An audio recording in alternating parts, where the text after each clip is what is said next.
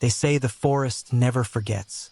It remembers every whisper, every scream, and every drop of blood spilled between its roots. Deep inside the woods, away from the lights and the noise of civilization, the silence feels alive, like something ancient is listening. And those who have stayed in lonely cabins far from help often come back changed, if they come back at all. Tonight, we'll step inside 3 real stories from people who dared to spend the night in isolated cabins. Stories that blur the line between fear and madness. These aren't legends. These aren't made up. They're the kind of stories that make you double-check your doors and wonder if the creak you just heard was the wind or something else. So turn off the lights, settle in, and remember, sometimes the forest watches back. These are 3 terrifying true cabin-in-the-woods horror stories. It was past midnight when David heard the second knock on the window. Not loud, not forceful, just deliberate. He froze in bed, staring into the darkness where the sound had come from. The forest outside was silent, too silent. No wind, no insects, just the faint echo of that slow, rhythmic tapping. He reached for the lamp, but before he could turn it on, he saw something. A shape, standing just beyond the glass. Not moving, not blinking, just watching. For a moment, he thought his eyes were playing tricks on him, until the figure tilted its head slightly, as if realizing it had been seen. That's when he realized it wasn't the first night he'd heard that sound. David and his girlfriend, Claire, had rented the cabin for a week, a small, wooden hideaway deep within the Ashfield forest. They'd been exhausted from city life. Long commutes, constant noise, and the kind of tension that never really goes away. The cabin promised peace. No neighbors, no signal, no distractions. The owner, an older man with tired eyes, handed them the keys and said, "If you hear anything strange at night, just stay inside. The woods get odd after dark." He laughed afterward, but it didn't sound like a joke. The first 2 days were perfect. They hiked, cooked together, and sat by the fire listening to the wind through the trees. But on the 3rd night, something changed. Claire was asleep when David heard it, a faint scratch near the window. He brushed it off, thinking it was a branch or maybe an animal. But then it came again. Tap, tap, tap. It stopped the moment he looked. He saw nothing but the reflection of his own face in the glass. When he mentioned it to Claire the next morning, she laughed. "Probably just raccoons," she said. He tried to believe her, but by the 4th night, the knocking came again. This time, slower, almost like it was waiting for him to respond. By midnight, the forest had gone completely still. Even the fire outside had burned itself out. David couldn't sleep. Every creak of the cabin sounded amplified, the kind of silence that presses against your ears. He got up, walked to the small kitchen, and poured himself some water. Then tap, tap, tap. Right by the living room window. He froze. It was the same slow rhythm. Not random, not animal-like, intentional. He grabbed a flashlight and, heart pounding, stepped closer to the curtain. The light beam trembled in his hand as he pulled it back. A man was standing there, or something shaped like one. Tall, pale, face hidden in the dark. The beam reflected off 2 eyes, dull, glassy, and perfectly still. They stared right at him. David stumbled backward, dropping the flashlight. When it rolled across the floor, the light swept across the window again, and the figure was gone. He ran to the door, flung it open, and shone the light outside. Nothing. No footsteps. No movement. Just the cold air and the thick smell of pine. Claire woke up to the noise. "What happened?" she asked, voice groggy. "Someone was outside," he said, "watching us." They checked the yard together, every inch of mud, every patch of dirt. Not a single footprint. The next morning, David convinced himself it was exhaustion. Maybe he'd imagined it. But when they returned from a hike later that day, he noticed something new. Inside the cabin, right beside the window where the figure had stood, was a long, thin scratch carved into the wooden frame, like a nail had been dragged slowly across it. That night, he nailed the window shut, and still, The knocking came, this time from inside the wall. Panic gripped them both. Claire started crying, clutching the blanket as the sound moved. Tap, tap, tap, along the wooden panels, tracing the window's edge. David shouted, "Who's there?" The knocking stopped, then silence. A deep, suffocating stillness filled the cabin. They stayed awake till dawn, too afraid to move. When daylight finally broke, David called the local sheriff. 2 officers came, checked the surroundings, and said what small-town sheriffs always say, "Probably an animal. Happens all the time." But David wasn't convinced. He demanded they check the wall. Reluctantly, one of them pried open the panel beneath the window frame. The moment they did, the smell hit them. Something rotten, old, and wet. Inside the hollow space between the walls, they found remnants of something that looked like fabric. Tattered jacket. And behind it, a small, decayed shape curled up in the insulation. A human face. Eyes still open. Dull. Glassy. The sheriff dropped his flashlight. The older one muttered, "Jesus Christ. That's been here for years." The report later said it was the cabin's previous owner, missing for over a decade. No one ever figured out how his body ended up inside the wall. But that didn't explain the eyes David saw, because those eyes had moved. David and Claire left that morning and never went back. The owner refunded them without question, almost relieved. For months afterward, David had nightmares.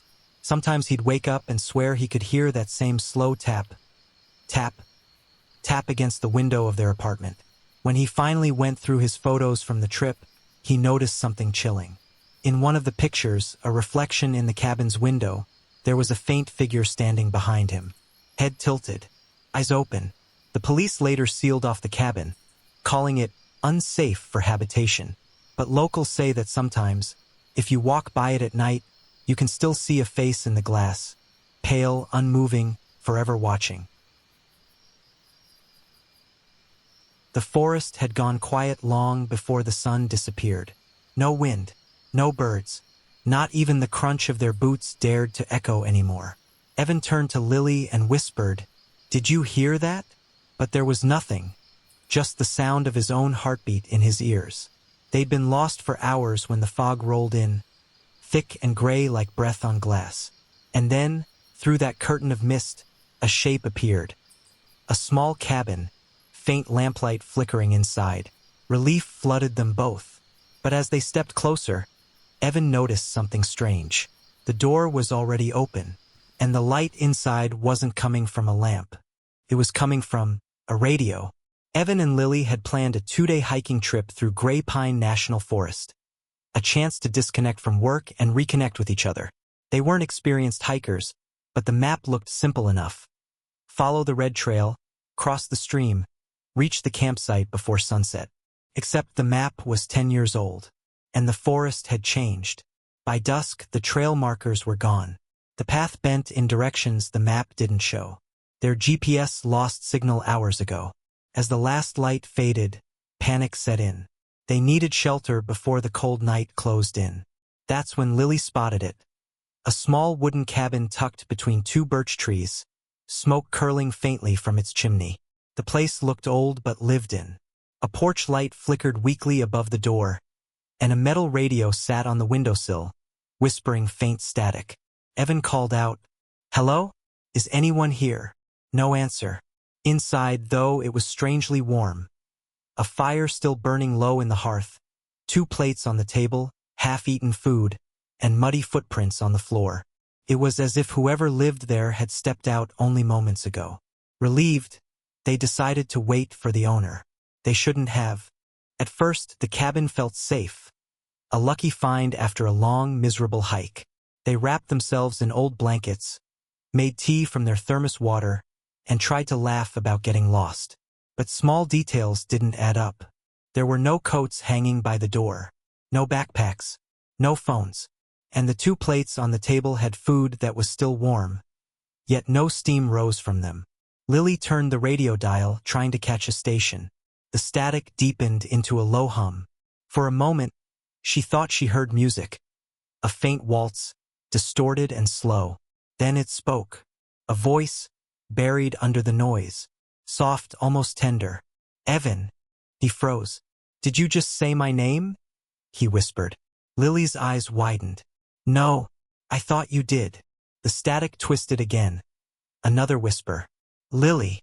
They stared at each other, fear draining the color from their faces. Evan lunged forward, slamming the radio off. The cabin fell silent, too silent. But silence in a forest isn't peace. It's warning. Outside, something moved. Slow, deliberate footsteps circling the porch. The floorboards creaked softly, one after another, like someone pacing. Lily grabbed Evan's hand, trembling. "It's the owner," she whispered, though her voice didn't sound convinced. Evan crept toward the window and peeked out. Through the fog, he could just make out a figure, tall, thin, head slightly bowed. But what froze him wasn't the person's shape. It was their feet, bare, and they left no prints in the snow. He stepped back. The doorknob began to turn, slow, deliberate, metallic, then stopped. The radio turned itself back on. Only this time, the voice wasn't whispering names. It was laughing. The laugh crackled through the static, distorted, childish, wrong. Lily screamed and threw the radio to the floor, shattering it. The fire in the hearth flickered, flared, and died instantly, plunging the cabin into darkness. Evan grabbed a flashlight, but it wouldn't turn on. Something brushed against the window, a long, dragging sound, like nails across wood. Then came the knock. 1, 2, 3. Slow, rhythmic. Lily clutched Evan's arm. "Please, let's go." They bolted for the back door. The air outside was freezing, thick with fog. But when they looked around, the cabin wasn't there. Behind them was only empty forest. No walls, no door, just endless trees. They stumbled forward, disoriented, until they saw light again, faint, flickering through the mist. Relief turned to horror when they realized it was the same cabin, sitting in front of them exactly as before. Door open, radio whispering, fire burning. It was waiting. Evan shouted, "What do you want?" The voice on the radio answered, "You." When search teams found them 3 days later, they were wandering near the highway, clothes torn, eyes unfocused, barely speaking. They said they'd been lost for a single night. When rangers went to investigate the location they described, there was nothing there.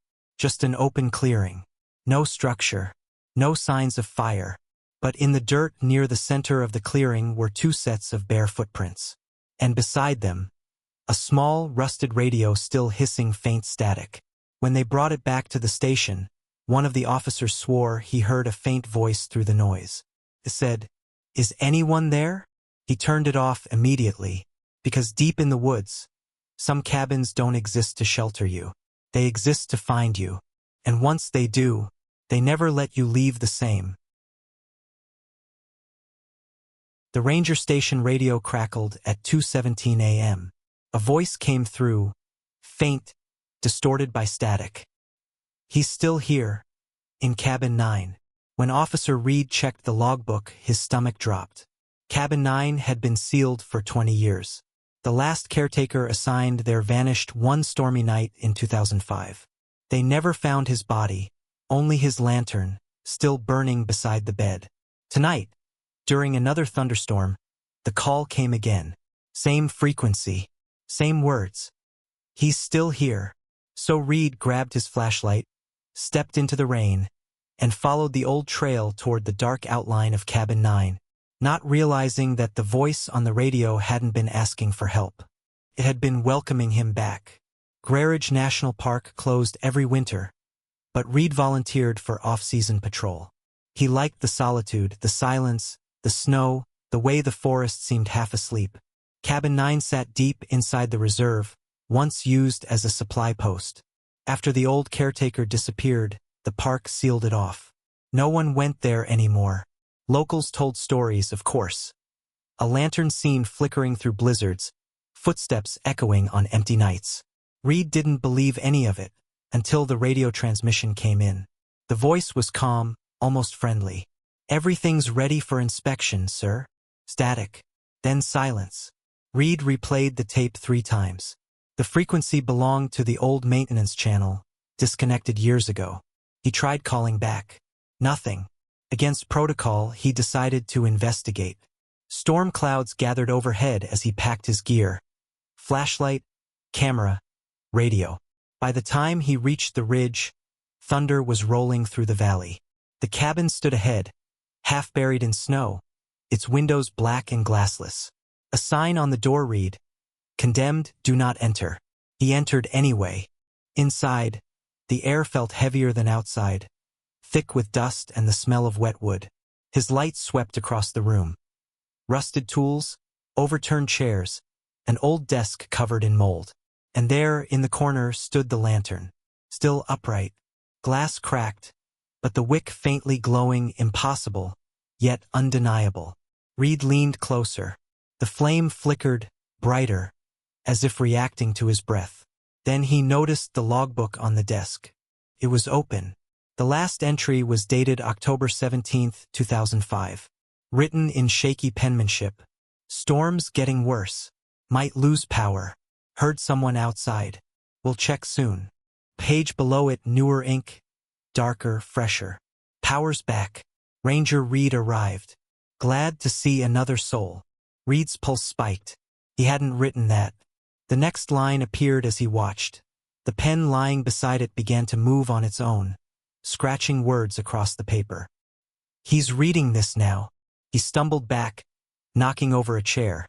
The lantern flame shot higher, painting the room in trembling orange light. Something moved in the hallway, slow footsteps, measured, approaching. Reed called out, "Hello? This is Ranger Reed with Grayridge Security." No answer. The footsteps stopped just beyond the doorway. Rain hammered the roof. Lightning flashed, revealing a silhouette.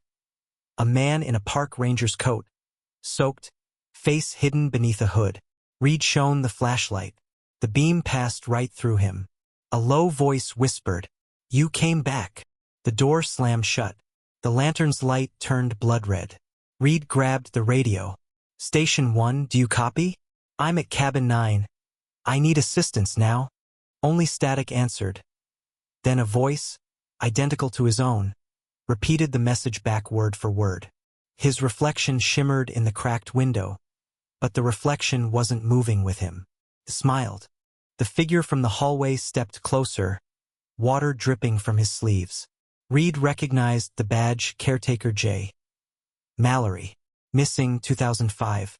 Mallory's face was pale and hollow. "They never let you leave," he whispered. "Not once you hear the forest calling." Lightning struck nearby, the cabin shaking. Reed lunged for the door, forcing it open against the wind. Snow blasted in, extinguishing the lantern. He ran. Branches tore at his jacket, rain freezing on his skin.